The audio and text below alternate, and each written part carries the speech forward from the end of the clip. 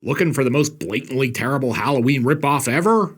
I've got you covered with today's movie. Welcome to Sick Flicks, where I take a deep dive into the cinematic sewer to help you embrace your inner gore geek. I'm Mike Bracken, aka The Horror Geek, and today we're tackling Christopher Reynolds' shameless Halloween ripoff, Offerings. Released in 1989, Offerings cribbed so shamelessly from Carpenter's classic that he should have gotten screen credits and a paycheck. With borrowed characters, plot points, and music, Offerings is what Halloween might have looked like if someone with a fraction of Carpenter's talent had been hired to make the classic slasher film instead. And yet, there's something oddly charming about Reynolds' film. It doesn't have an original idea in it, but it's so ridiculously earnest that I kinda love it anyway. But enough about that. Can Offerings slice and dice its way to a 5 barf bag rating? Let's get to the gore and find out. Oh, and before we get started, today's video is sponsored by patrons Ian McNulty, Ed Redmond, and Craig Aurora. If you'd like to sponsor some videos and free me from the shackles of YouTube's tyranny, you'll find a link to my Patreon in the pinned comment and description below. And now, let's get bloody. We fade in on some credits. Alright, who bent the title card?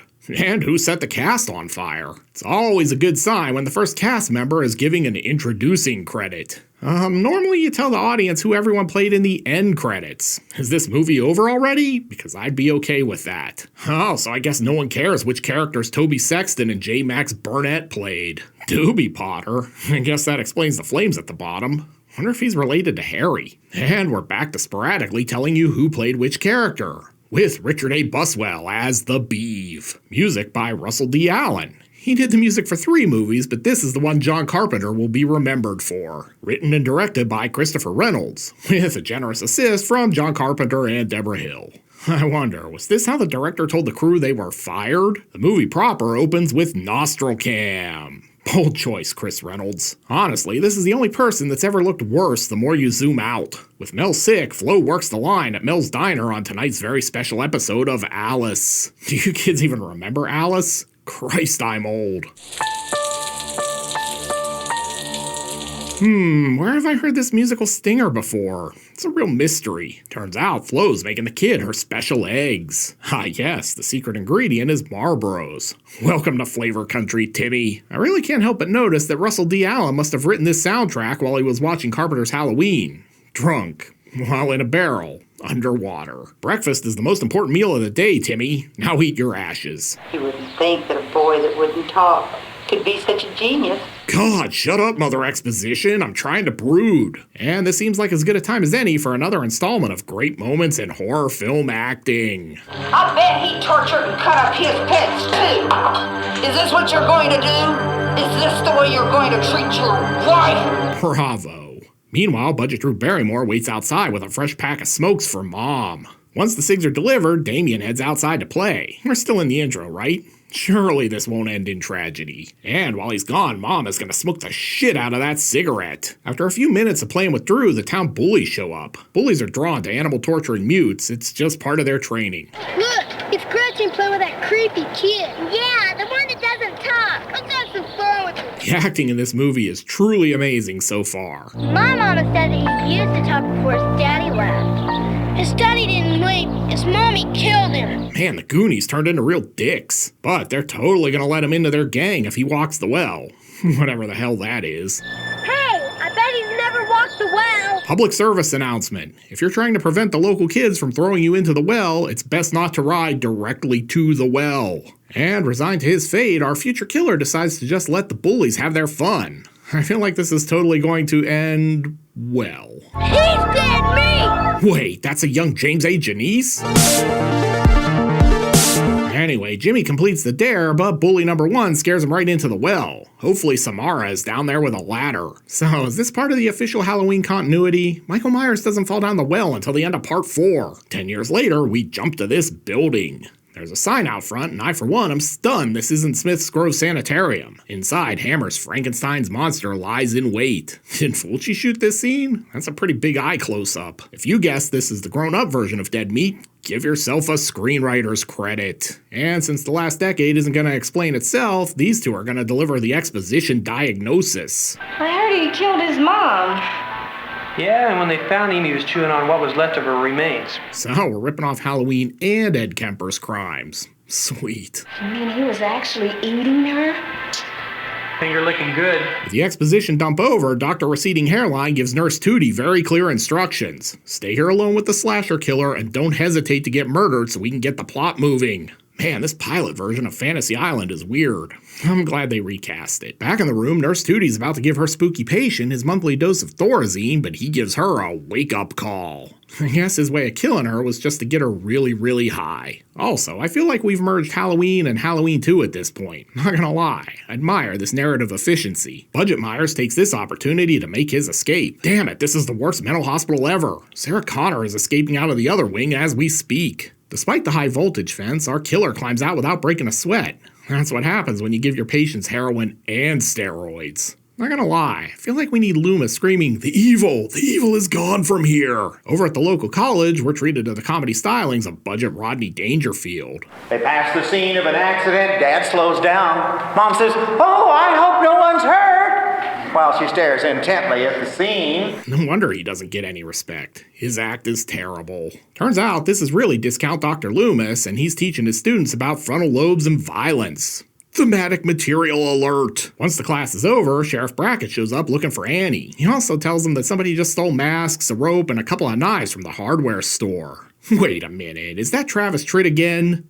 I still hate Travis Tritt. And with that scene over, Budget Loomis and Yorick head out in search of adventure. Back in the A-plot, our grown-up Barrymore sleeps one off. I'd probably get wasted if I landed the lead role in Offerings too. Looks like Drew's parents are heading out for a couple of weeks. Isn't Mom forgetting to tell her to drop the keys off at the Myers house? Once she goes back upstairs, Drew gets a call. It's director Christopher Reynolds asking her to act more like Jamie Lee Curtis. Did you call just a minute ago? No. Well, somebody just called and hung up.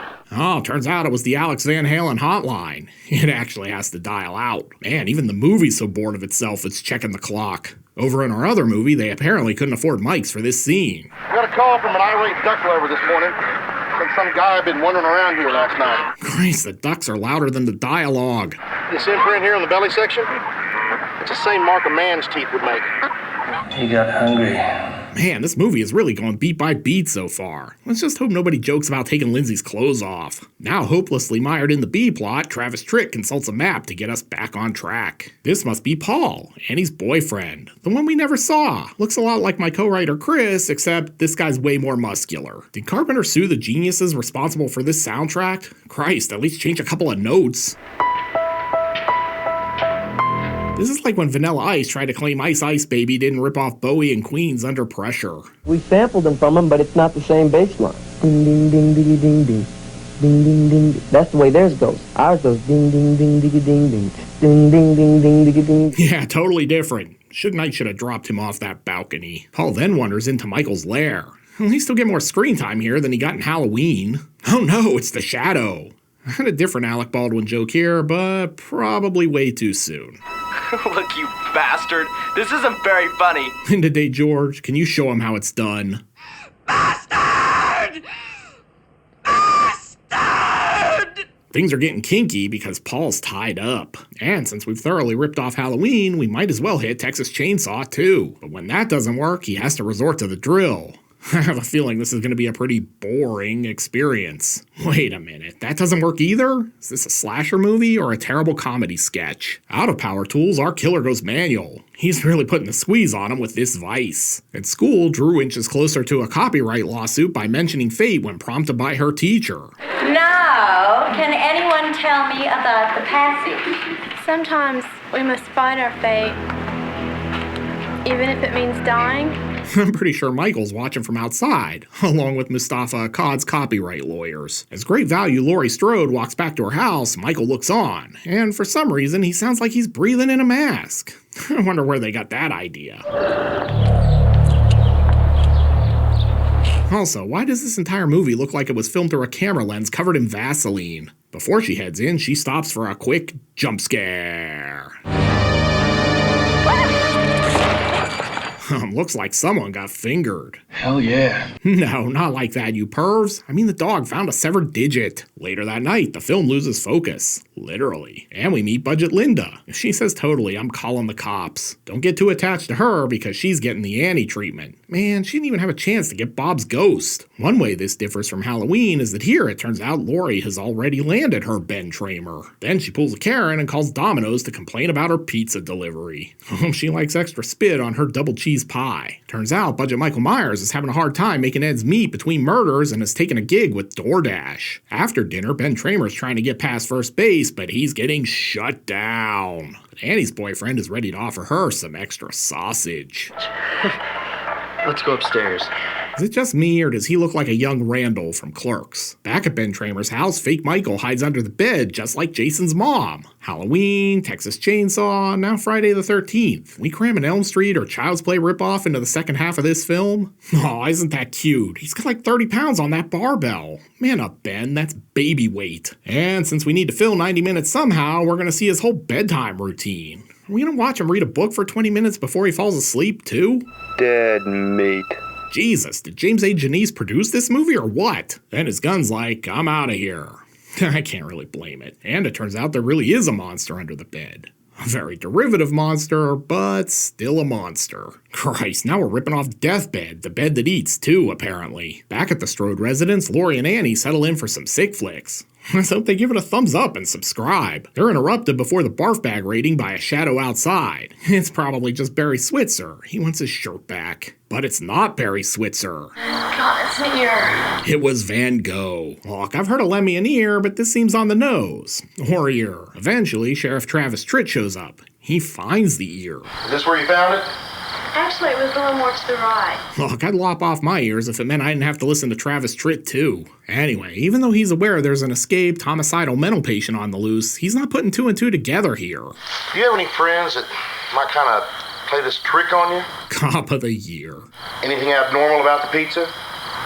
God, we didn't order sausage. Oh my god, this movie just turned into a Pizza Hut training video. Am I on VCR party again? Sorry ladies, I'm gonna have to take this pizza as evidence. Yeah, evidence. Over at Randall's place, he's ready for bed, but there's someone at the window. Oh yeah, he just got Ted Lassoed. He's really getting roped in at this point.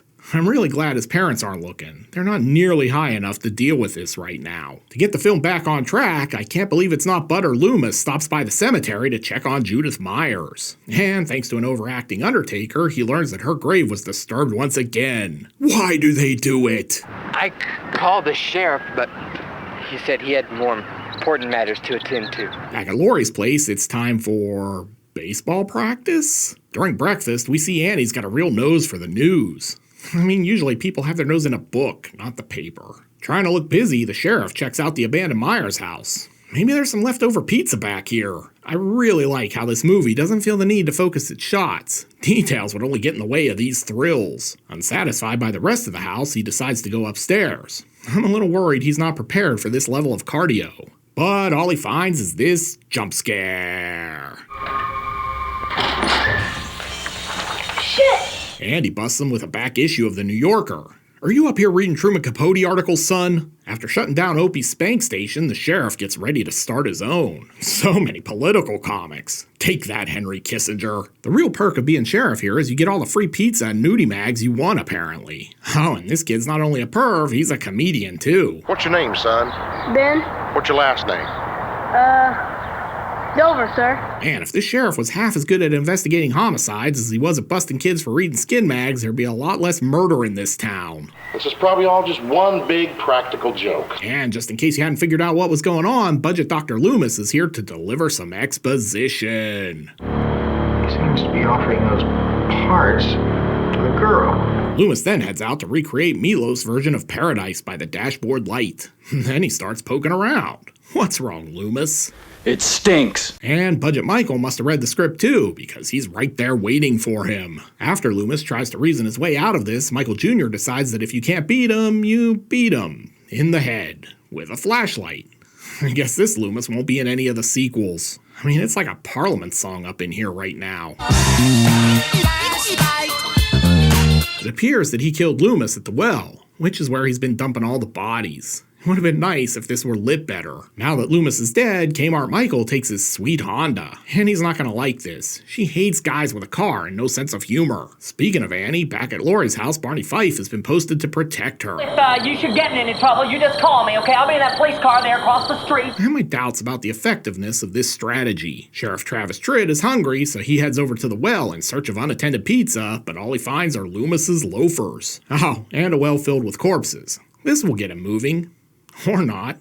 I'm beginning to think he's really not into police work. Back at Lori's house, Deputy Fife is about to join the body count. And sad because he was the best cop in town. And inside the house, the power is cut, which somehow makes the house brighter. Must be a big moon out there tonight. Then, proving they paid zero attention to the slasher movie they watched earlier, the girls decide to split up. This makes it way harder to survive, which was probably their plan all along. Budget Lori investigates a scream, and gets the attention of Stallone from Copland.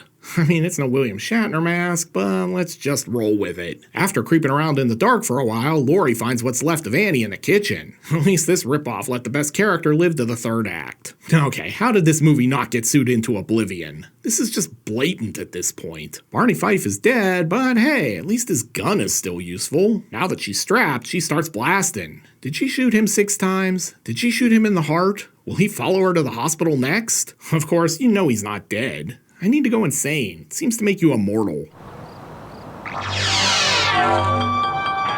Lori flees next door to check on Miss Davis, but it appears Michael didn't miss Miss Davis. That's what she gets for saying she'd be in offerings over her dead body. With Lori in danger and mere seconds of movie left, Sheriff Brackett arrives to save the day. Honestly, I think he just showed up looking for more pizza. Does he know how much paperwork he'll have to do if he actually stops him? Rather than arrest the suspect, the sheriff decides to let Officer Winchester do the talking. I don't know if this is enough to stop Budget Michael, but at the very least, he'll need a new work shirt. Love. Oh, he can talk. I knew it. Also, 'twas Beauty Killed the Beast, or whatever. So this is basically like Halloween if it had totally screwed the ending. Great job, movie. And that's Offerings. So what have we learned here? That you can totally rip off way better movies and make money off of them if no one ever actually sues you. This is basically a low-budget version of Halloween, which is hilarious since Halloween was made for like just over $300,000. I feel like Offerings probably had a budget comprised of whatever you could scrounge up from the couch cushions. This one didn't hit until 1989, the same year as Halloween 5. And all things being equal, this might actually be better than Halloween 5. I know, it's a low bar. But give Christopher Reynolds credit for having the balls to go all in on the ripoff. I mean, this is Bruno Mattei, Claudio Fragasso level of Grand Theft cinema. I admire the commitment. Immature artists borrow, mature artists steal. Reynolds is clearly a mature artist. But enough about that. Can Offerings slash its way to a 5 barf bag rating? Let's go to the gore card. In terms of gross anatomy, Offerings gives it the old college try. We're treated to severed appendages, a couple stabbings, a hanging, a beheading, and a shotgunning. Unfortunately, there's not a ton of carnage here. The shotgunning aftermath is fairly impressive, but there's just not enough splatter to justify anything more than a 2 barf bag rating. Offerings isn't a particularly sick flick. Looking for a gorier slasher film with more splatter? Then be sure to check out my review of Evil Dead Trap. You'll find a link here on the screen. I'll meet you over there. Until next time, I'm Mike Bracken, aka The Horror Geek, bringing you all the splatter that matters.